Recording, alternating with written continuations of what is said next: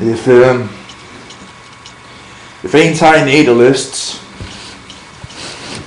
form a group, that group, if they are successful enough to get media attention, they will be seen as a hate group, no doubt about it. If anti-natalists form a group and they somehow get media attention, I guarantee you it will be seen as a terrorist group. Because ignorant, normal people will go into defense mode, because you are attacking them. So, if anti-natalists are so serious, they should form a group, get some resources, try to get some media attention. But once you're on that media, you will be attacked by the host. And even if you give interviews to some newspapers or some other form of media, you'll still be attacked because normal people do not share your point of view, right?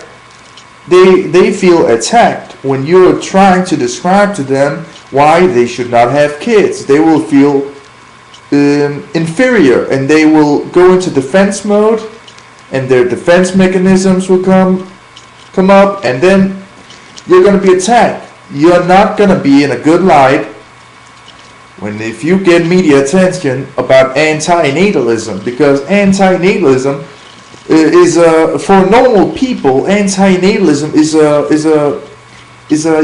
for people. You will be seen as some mentally ill girl or boy, man, or woman, right?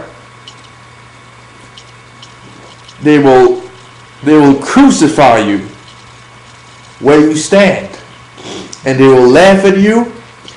And even if you're somehow lucky, and you get the interviewer or some other random people on your side, good. You just made 10 anti-natalists. But what about the billions? Like I said before, anti-natalism is a hopeless situation. You're not going to change a goddamn thing. You understand? People who reproduce are going to still continue reproducing. The people who are not going to reproduce will die out, and then other people who don't want to reproduce are going to find anti-natalism and use that as a justification to not reproduce. But people in some other place around the world won't know a fuck about anti-natalism, and they'll continue fucking around like there's no tomorrow. Right? So nothing has changed. And the more people you're going to get to the group, great. But remember, you're going to be seen in the negative, because optimists hate pessimists, man.